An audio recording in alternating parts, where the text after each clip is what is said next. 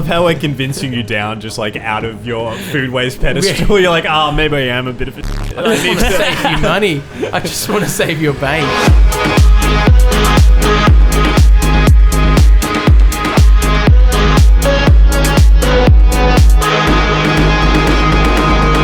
Welcome back to the Sharehouse podcast, the guide to sharehouse living and the place to air gripes and find compromise. I'm joined again by my co-host Mikey D. And I'd like to welcome back Kate McDonald. Thank you guys, thanks for having me. I'm sorry, I couldn't hold it. I was gonna like, oh no, how am I gonna make this bit fun? I was doing this visual bit in a very auditory podcast. Not a good idea. Yeah, It's good to have you stone-faced, back. very angry. Yes. Well, because I think we're setting this up for a bit of a fight to the death, hence why the big angry stone face. Right now, this podcast has been very hot with its debates, and our mate Kate McDonald has come with a hot take. I'm a big debater. You are master one. Please, you have the floor. Please lay down things for us to pick up. So this might rub people up the wrong way. Sure. But I am not a person who reheats food. So I'll cook for myself, and cooking for one, say it's a spaghetti bolognese. Yeah. You can't get the mincemeat unless it's the 500 grams. Yeah. And that's more than one serving. So I'll cook it all, cook a whole packet of pasta, serve my bowl up.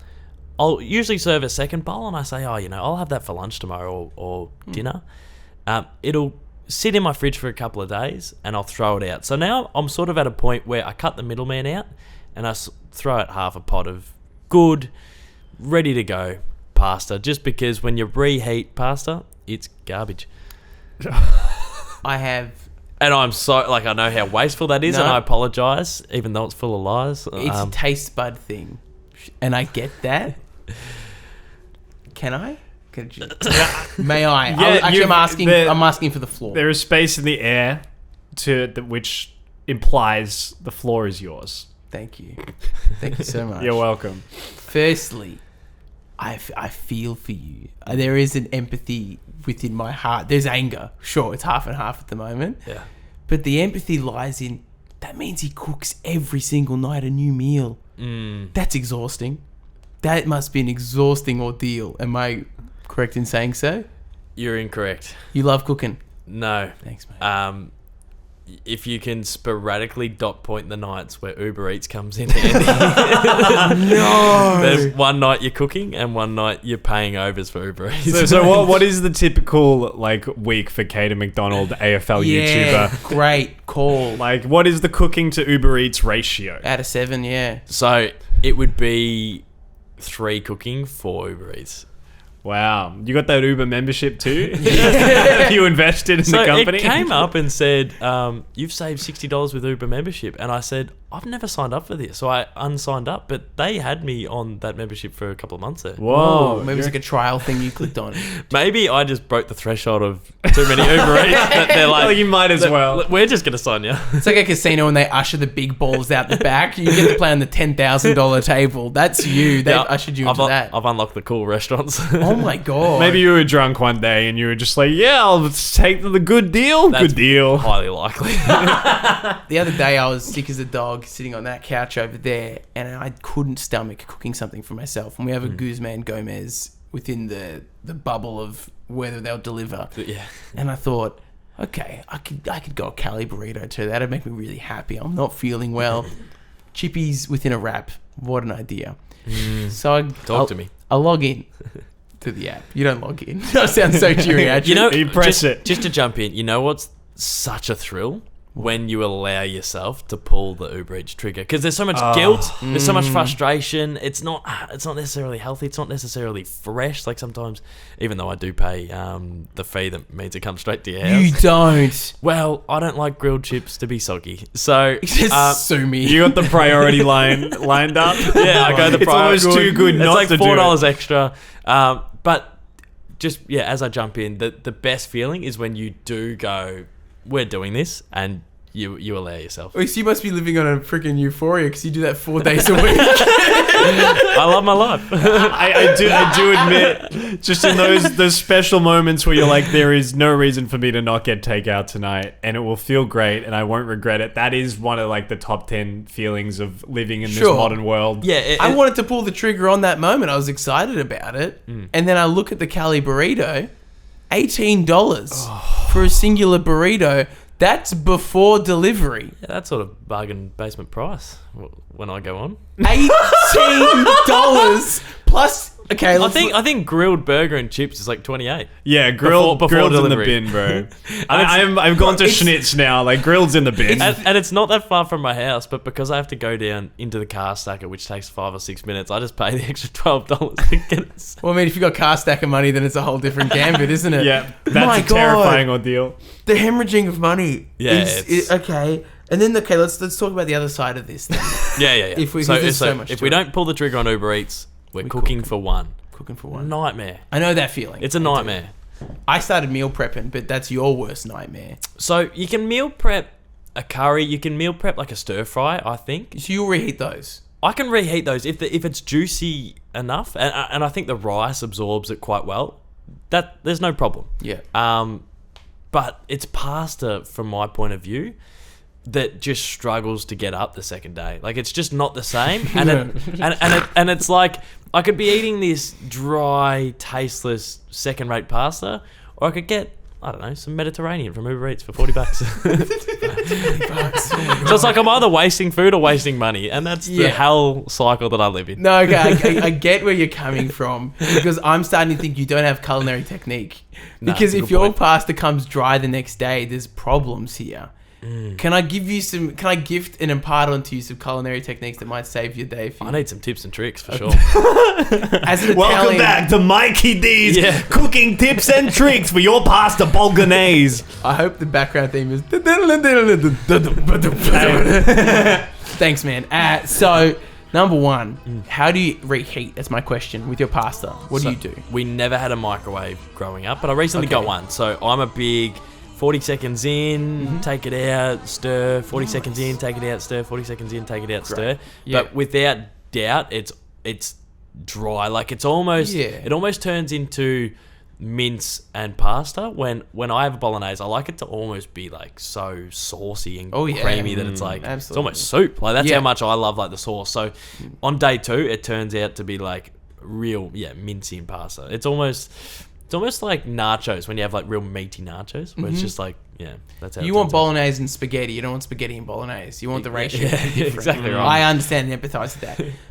If you're planning on doing the whole make the sauce and then put the pasta in the pot and then you've got leftovers, just a little bit of olive oil, do your mixing technique, but that'll lubricate it back to life and that'll boost flavours.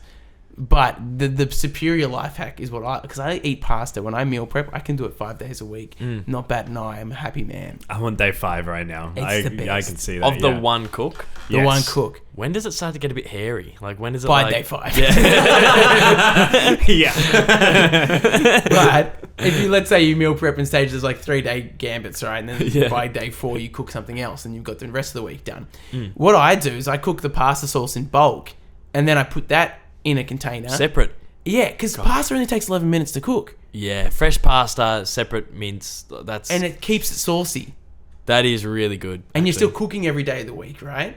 So you're not reheating. And I think that counters that problem potentially. Oh, that's really good. That's really good. Because I do the old, like, I'll do one bowl for tonight and one bowl for tomorrow. And I'm mixing the pasta and the sauce. Sure. And then the sauce just overnight must walk out the door. Like, I don't know where it goes. The fridge takes it for sure. It goes from this saucy bolognese to just mince and pasta. It's frustrating. Yeah, just hungry, man. Yeah. May I suggest, I don't know if you have a deli at your Woolworths, but can you not get different different amounts of mince at the deli? You can be like, I want 200 of that. It's like, it's got the hams and then it's got like the seafood, but it doesn't have like pork chops and mince and stuff. You need to go down to like an actual butcher, and that's a lot more work. I can see that. And then you're paying a lot for a little, but then I'm not wasting as much. So it's You like just said you'd pay $23 for one burger or 28. What do you mean a it lot gets up for to a 40 little? once I do that. Once I tip the driver, Once I do the priority, to give you a tip. Yeah. 50% tip as well. Chips, drinks. You might as well get this side as well. A bit of dessert. You know, who knows? They didn't bring my drink the other day, and it was frustrating. So I tried to get so they didn't bring my drink, and I did priority, and it was meant to come in 20 minutes, and it took like 50. Oh. And it told me when it was cooked, because I was like, oh, grill must be busy. But it told me it was cooked at 7:07. It came at 7:57. When it was meant to come in 15 minutes. I don't know what happened. No drink. So, Connor, friend of the show, I hope. Connor Rogers said... You make it sound like we hate him when you add I hope every time. Good to not make assumptions here.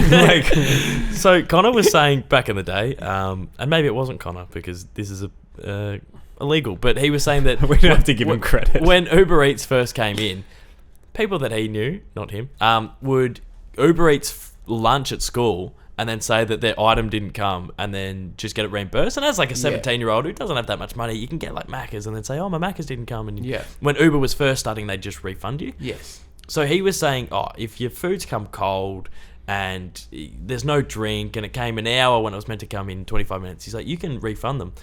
I refunded them and they automatically refunded like $15, but the whole thing cost $40. So it was almost like, take 15 and shut up. Yeah. And then I tried to do it again. It said, we've already refunded you. You can't like go through any more helpline. So quite clever by them. Yeah. Because I should not have paid for what I got. No, the partial refund for sure. And I did have a family friend who did the exact same thing, and we've shunned them for it. It's like, why are you ordering Uber Eats and just refunding it all? It's like, it makes sense that they've got that to block you out of doing more now. That is clever, yeah. I wonder if it takes the money out of the driver's pocket. Yeah, I wonder how do they go to the driver and they're like, hey, did you deliver the food? And he's just like, yes. So, who knows? That is their word against yours. Who's at fault? It's Caden, probably. Yeah, but I could have just driven down and got it. Like. No, because I think about the same thing. It's a toughie. I think ordering food is a tough one. If you've got the finances to do it, then fantastic. But I think it's also... the price is just skyrocketing at the moment. The prices are ridiculous. Yeah. But I found a really good Mediterranean... I don't even know what that means, but that's what it says on Uber. And it's called Stick It Grill, and it's in Collingwood. And it's like sticks of charcoal chicken, and they're like cooked where it's like charcoal. Like I love the burnt part of like a barbecued sort of like skewer. And then you add salads. And that is pricey. And it's probably the same range as grilled. But I feel like an athlete when I have it. Like, it's like cauliflower and broccoli. And then there's like a slaw. And then there's rice. And then you get these fresh pittas. And when I have that, I'm like, oh my God. I could have this every night if it wouldn't kill the bank. Yeah. Oh, my mouth's watering. My stomach's rumbling. It's tough, wow. Because I also totally empathize with the idea of your single living. I buy a 4-leaf mix from Woolies for a salad one night, and I still have 3/4 of a bag after the salad left over. Sits there. Yeah. It sits and dies and then stinks. And it's so hard to meal prep with things like that, which is why I have a sauce and I just eat pasta 5 nights a week because it's the easiest thing to meal prep. Yeah, I do full know that if I had unlimited money, I'd probably never cook again. Like, that stuff's just rocking up when it's convenient for me. I'd probably have a schedule every day, and they'll know when to drop it off. And you get to eat meat. Meat every day of the week. It's so hard. If you buy chicken, you have to eat it within your 2-day period or whatever the cycle is. It's tough. Roll the dice on it, huh? A little bit. So my problem is, I think we're learning that I'm picky and I'm very, I don't know, sort of narrow-minded with things. Okay, you're unique, as the teachers would say. Yeah, definitely unique. Sometimes my problem is I like to mix up a meal a day. I don't want the same thing every day. So sometimes I can have the issue where, I can't have the same thing every day, which is, causes issues. I think it'll be easier when you and your partner do move in together. That makes life easier. I know Tara and I, that definitely, when I stay at her house for maybe 4 days straight, it's easier because there's enough food that we know one of us is going to eat this thing. Whereas you buy a little punnet of tomatoes and a bit of spinach, you're not going to get through it all. It is a toughie. And I do get bored sometimes of eating the same thing every day, which I try and shake up my lunches. Lunches are a whole nother battle, though. Yeah, you have to have like a chosen bunch of foods that can sub in as lunches. I think you could do same dinner, but like during the day, you've got to have your foods. And I think not living with the partner currently, being able to go to their house and then you have a bit of like their chosen foods, and then they come to you and they have a bit of your chosen foods. So that's a fun way when you're not living together to mix it up as well, I think. It is, but it also is difficult as well, because if I meal prep on a Monday for 4 days of food and then I stay at Tara's for 2 of those, unless I have the foresight to bring that spaghetti sauce in my car on the 35-minute trip, it's a waste of sauce. That's true. I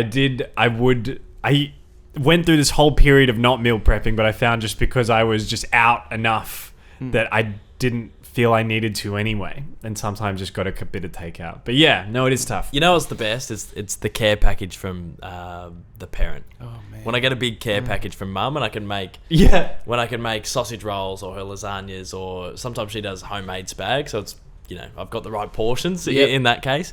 That's when you feel right at home. I have a guilty admission to make, and I feel bad about this one. Since moving from Point Cook down to where I'm at now, 15 minutes from Mum's house, 12 on a great run. Oh. And to some nights of the week, I'll drop in, Mum, I'd love to see you. How are you? Knowing full well I don't have any food at home. Yeah. And the budget's pretty slim. And then I get a home-cooked meal.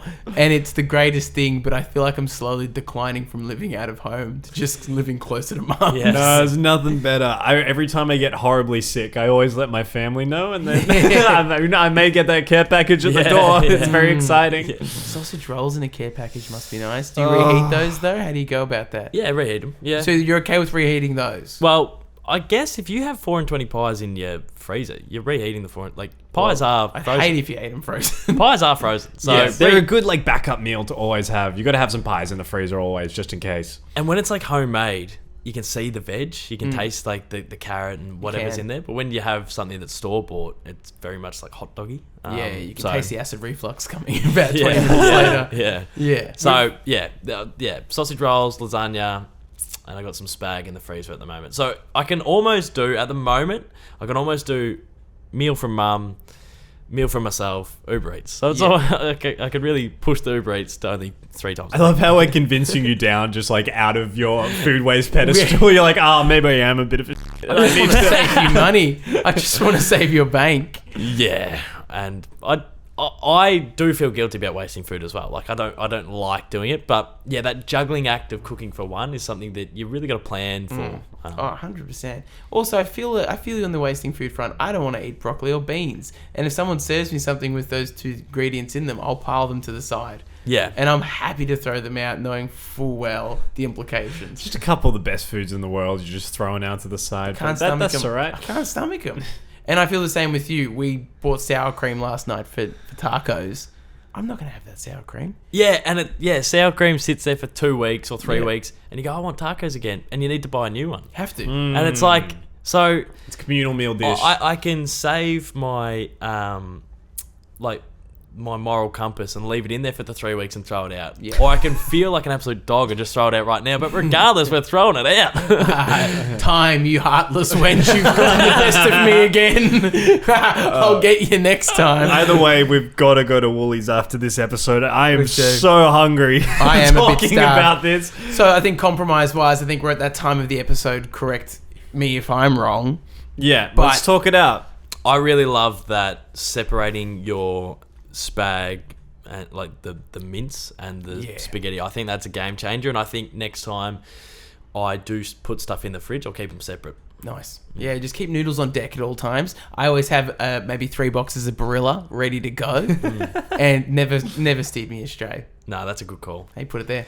Nicely done. Well done. Thank you, well team. Done. Thanks, team. If you ever want to allocate some Uber Eats budget to me or Joel, just Venmo us. We'll be fine. Send it into the wrong address. That'd be I'm a priority. I'm going to send you every time I have Uber Eats. Oh, that's bad on your end. I'm going to shun. That's the thing, because I could eat a full dinner meal and then I get shown something like, what was the stick it grill or something. Yeah, I've got photos. Like, I would see a photo of that and be like, nah, I'm hungry. I got to have some more. I got to find more food. I got to get a Nutella. Kebabs either. You're not going to go home and put chicken on a skewer. I know we've come together and compromised, but I I have a funny argument as well, which is very controversial, but I'm not a chef. Like, so I sometimes go, like, why would I compete with a chef and cook at home when a chef's job is to cook? So, like, let's just play to our strengths. I'll edit all day. You cook my dinner at night. So sometimes I actually like the thought of, like, getting Uber Eats because it's like we're all just playing to our strengths for that day rather than him editing something poorly and me cooking something poorly. Let's just play to our strengths. But are you buying from places which have chefs, or are you buying from places that have 16-year-olds who are getting goon on the weekends? Yeah, well... Not saying that all 16-year-olds get goon on the weekends, but... Some of them don't drink, you losers. But you've got them, you're funding their $12 an hour pay. Hey, Gordon Ramsay started somewhere. Surely he started Yeah. in the back of You're a right, you're right, you're right. If anything, I'm funding dreams. And if we're going to play devil's advocate for Caden, he's funding the economy to keep small businesses alive. So It thank is you so true. much. Yeah, it's small business. It's sort of after COVID when we're all contributing to small business. I'm still doing it. Yeah. Shout out Stick It Grill. I do love walking down the cafe remained unnamed. Yeah. But every day I've spent in this new house, I've walked down to the cafe to get a $6 large oat latte, and part of me is like, I'm keeping the business alive. I'm spending $42 a week on this cafe. Hey, it was $42 a week, $42 a night. What is it? 42 Money's money. 42 times 52. I don't know. Someone else do the math. That's been the Sharehouse podcast. Thank you, Caden. Hey, where can they find you? They can find me at Grilled on a Friday night, just picking up a burger, Simon says. No onion. You can catch Caden's Uber Eats driver in the priority line, and you can follow them back to his house. But yeah, just YouTube, Cad McDonald, or everywhere else. If you just type in Cad McDonald, you'll find me. What will they find on the other end of that search? We haven't even talked about that. A lot at of all, like fat, sort of has-been 27-year-old male having a kick of the footy. Is what you'll find. That's just what I need in my week. I love So- that 27-year-olds. And getting bigger, considering the Uber Eats these days. So, You're on brand.